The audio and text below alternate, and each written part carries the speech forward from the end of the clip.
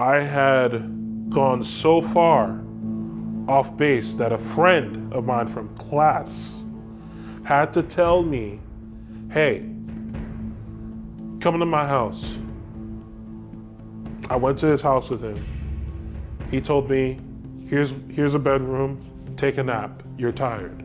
He then tells my girlfriend, Marissa, my wife now, he tells her, Mark may be experiencing a manic episode right now. He needs to get help as soon as possible.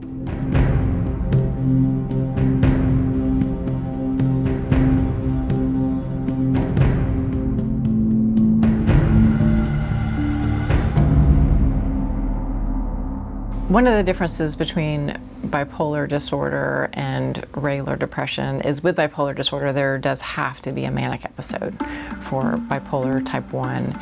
And so a manic episode is defined as a elevated, expansive state, a decreased need for sleep. There's different criteria, but it lasts for at least 7 days.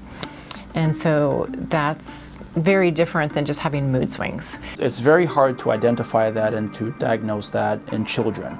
As the person becomes more mature and as their brain develops, then you can have these signs of bipolar issues as they start accumulating, responsibilities on their lives. Then things can get too stressful, and that can trigger like a manic episode. There's a lot of stress, a lot of responsibilities, too much going on.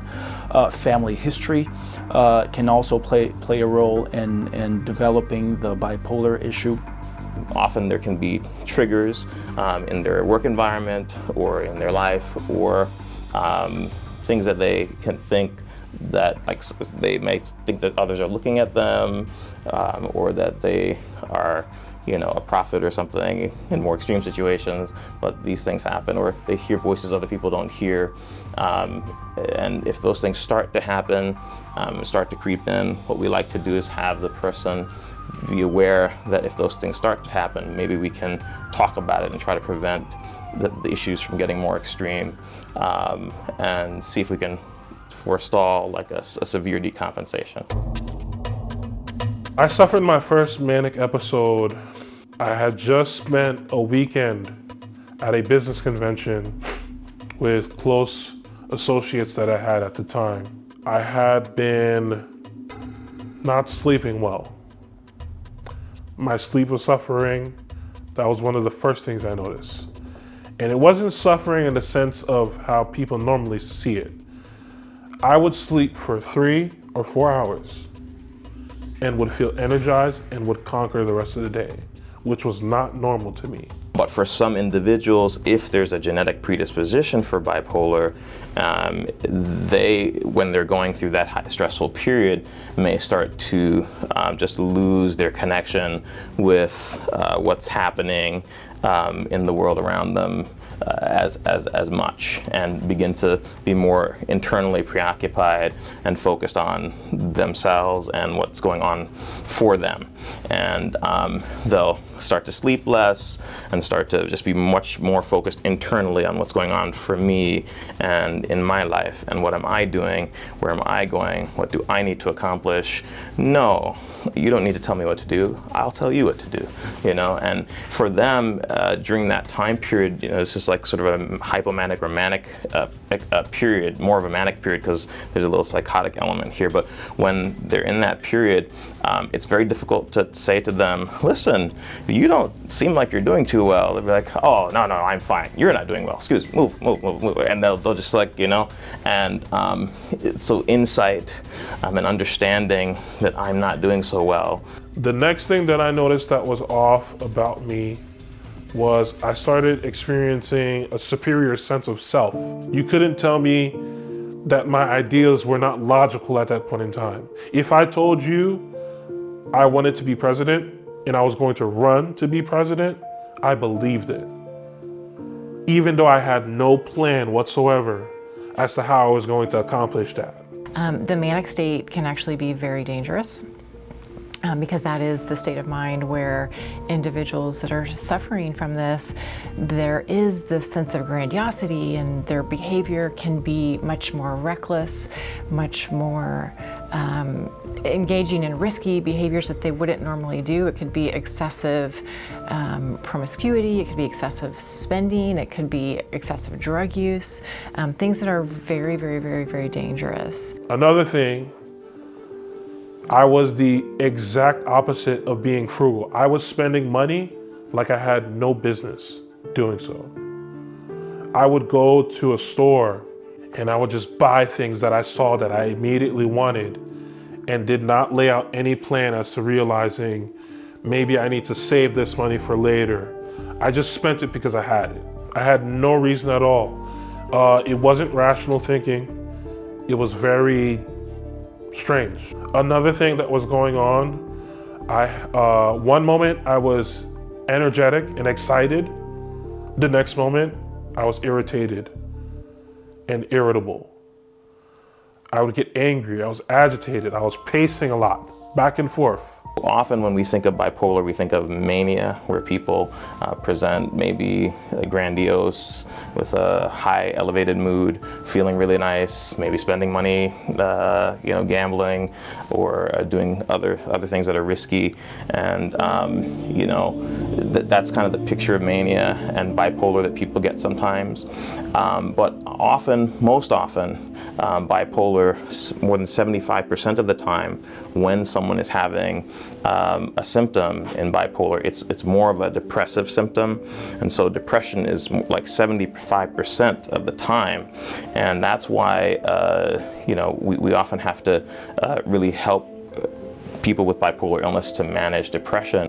Another thing, I was rambling to the point where I would say things and it made no sense at all. To me, I understood what I was saying, but to someone else it didn't make sense. And they'd have to ask me several questions to see if I could lay it out to them what I was explaining, and it was not making sense at all. It's almost like dealing with a paranoid person at that point in time. My friends basically had an intervention for me. My wife, Marissa, was there as my girlfriend, paying attention to everything that was going on, but she couldn't pinpoint what was going on. She didn't understand what was going on, but she knew something was visibly wrong. One of the things with bipolar disorder that is very important for people to understand is that there is a chemical imbalance in the brain. This is not just a matter of willpower. It's not something where somebody can just will themselves out of a manic state or will themselves out of a depressive episode. It's way more powerful than that. I had gone so far off base that a friend of mine from class had to tell me, hey, come to my house. I went to his house with him. He told me, here's a bedroom, take a nap, you're tired. He then tells my girlfriend, Marissa, my wife now, he tells her, Mark may be experiencing a manic episode right now. He needs to get help as soon as possible. Specifically, one of my friends, Adam Rivera, he's a nurse. We sat down in the apartment for 45 minutes to an hour. And he explained to me, the one thing I need to understand is I need to get help immediately. Because whatever could have happened to me in that moment in time was not going to end well. And just like that, we went to the hospital. Mood swings are not bipolar, right? Mood swings are mood swings. Now, bipolar disorder usually can be identified with the presence of a manic episode. So a manic episode is when the individual is so tense, they're so activated that a lot of times they don't even sleep. Their thoughts are going a million miles an hour. They have all these ideas, they have all these plans, they want to conquer the world. They may end up being very impulsive, going on buying sprees. They may end up thinking that they're going to write a book and it's going to be a bestseller, right? They don't have that balance, right? So a manic episode needs to last at least 1 week to be qualified as a legitimate manic episode. And sometimes during that week, they don't sleep at all. So what happens when you don't sleep and you're always being very, very active and planning and super hyped up about everything? Well, eventually there's a crash. And the crash can lead to a depressive episode. Now you don't have energy even to get up sometimes. And it's the consequences and the effects of those behaviors that happen during that manic episode that can really be the downfall of somebody that's struggling with bipolar disorder. At the time of my second episode, my episode reached a new peak. I became violent in the sense that I injured myself. I trashed my whole apartment. I threw furniture down the stairs. I broke glass at the window. I didn't harm anyone, but I, in essence, injured myself. I went straight to the hospital. The police came. They took me to to an ambulance, and they took me to the hospital. I had suffered a scar right here from smashing the window. It was one of those windows that I didn't know could break because it seemed like it had tempered glass on it. When I went to the hospital, they tested me for all different things. They tested to see if I had drugs in my system. They tested all these things. They tested my blood, and I was immediately sent to a facility in Cleveland, Tennessee. So for somebody that is dealing with depression, major depression, or bipolar disorder, to hear from another well-meaning Christian often, just pray more, or just trust God, or just get out and be active, or it feels like a punch in the gut. Because if they could just do that, they would. Most people want to feel better. They want to feel happier. And so for depression and anxiety, what I would say is that a lot of individuals can recover from that without the use of medication. But there are some that are just more extreme, more severe, and so the medication piece is important. With bipolar disorder, it is critical. When you're hospitalized, there's a lot of things that's technically taken away from you. For example, your phone. You have no communications with the outside world. The only time you can talk to someone is usually on a scheduled phone time. Another thing, there is talk therapy. So talk therapy done in group sessions. So sometimes you'll have a counselor come in, and in those moments I realize one of the most important things in life is to be empathetic. You never know what people are going through. Someone can snap in a minute just from a bad interaction. And in those moments in the hospitals, you start to realize why you're there. You're not there because they just want to punish you.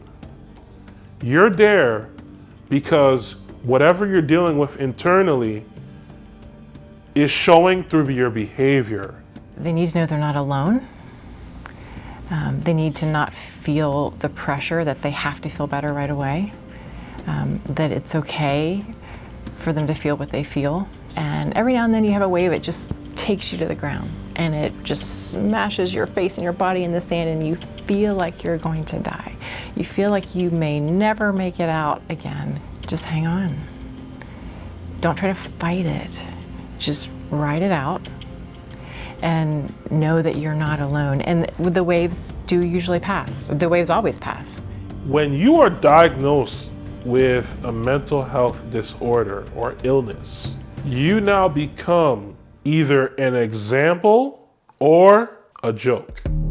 People see you and they immediately just label you as what you're diagnosed. They don't see anything else in that moment. It's painful because now you have to face the reality that you could have been treating people like that your whole life and never realized it. It's like a slap to the face, but now you're slapping yourself because you could have said this about someone else that was dealing with it. And now that person has the opportunity to say it about you. You know, so one of the things that we can do with treatment-resistant individuals is to listen to them. Just be with them in the issue, in the problem. Cry with those who cry. Don't try to be the hero. Don't try to rescue them. They may not be ready to be rescued. They just want other people to carry their load with them. Mental health disorders affect all people from all nations, all backgrounds, ethnicities, and races alike. I can tell you as a man, my faith was completely shaken in God. There were moments and times I didn't know what was going to happen the next day, and it would bother me. There were moments and times where I told people I don't want to be left alone right now because I didn't know how I was going to act out the next day. I had no other choice but to believe. And it was through my faith I ended up seeing that God gives us opportunities to help us to overcome what we're dealing with. Hope is one of the most critical pieces for an individual's healing journey, because it's really only because of hope that they even put the effort forth to try. If you don't believe that things will ever get better, then why would you go down such a hard road of recovery? Recovery's hard. It takes a lot of work, it takes a lot of effort, it takes more out of you than you think you have. And if you think that it's not even possible, it's just too much. But with hope, you know that it's worth it. The support system is supposed to be a group of people that you can trust with what you're going through and explain in detail how you're feeling every day. You can talk to them at any given time and trust them. So family presence in their lives is extremely important to observe those changes. They can help the individual come back to their rhythm. Now, it's very, very important for people who are suffering from bipolar to have a regular rhythm. You're waking up at around the same time, you're exercising at around the same time, you're eating at around the same time, and you have a regular rhythm that can be predictable. Once you are deviating from that rhythm and you are just, you're improvising, then family members can help. Hey, maybe maybe you need to sleep a little bit more. Maybe, you haven't been to the gym and you've been, so they can kind of help the person identify, hey, these are my warning signs. I better get back into the rhythm of things. For me, my support system has helped me to accomplish all the things that I've accomplished within the last 4 years. I graduated from Southern Adventist University in May of 2022 with my bachelor's in business administration. I moved out of my parents' house in December of 2022, 7 months after I graduated. I got a job in December of 2022, and I got married at the end of August of 2023. And here I am now to tell you that you can be employed as a person with a mental health disorder. You can be married as a person with a mental health disorder. You can achieve things as a person with mental health disorder, and you can overcome. And I wouldn't have been able to do this without two people. Ultimately, first God, and second, most of all, is my wife, Marissa Nicole Belfort, who I can gladly say has seen me at some of my most unstable moments and still managed to help me hold on to reality, to tell myself, this is a low moment, but we're going to come back from this. It's not the end of the road. When you get diagnosed, it's just the beginning.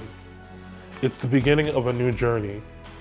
And it's the opportunity to tell yourself and to tell the world, I'm going through things, but I'm going to continue building on the opportunities that I have in front of me. And it's not the end. It's just the beginning.